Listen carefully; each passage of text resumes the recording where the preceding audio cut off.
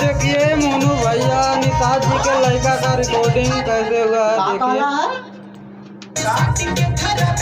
पैसा निषाद जी के लड़का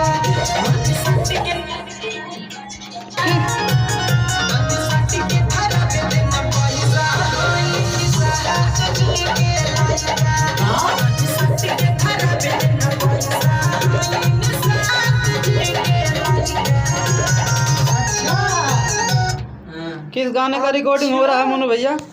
निषाद जी के लड़का हमारे बड़े भैया मिथुन मणि जी का है। निषाद जी के लड़का ये सॉन्ग है और आप लोग से निवेदन है भैया कि आप लोग इस सॉन्ग को ज़्यादा ज़्यादा सुने और शेयर करें, लाइक शेयर सब्सक्राइब करें चैनल को। हमारे बड़े भैया मिथुन मणि म्यूजिक वर्ल्ड पे जाएगा। मिथुन मणि म्यूजिक वर्ल्ड पर जाएगा ये गाना और जल्द ही बहुत ही ब्रांड सॉन्ग है दोस्तों।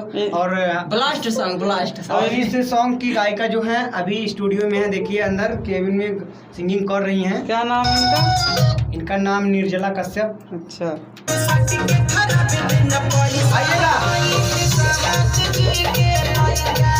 तो निषाद के धरावे दे पैसा है निषाद जी के लड़का।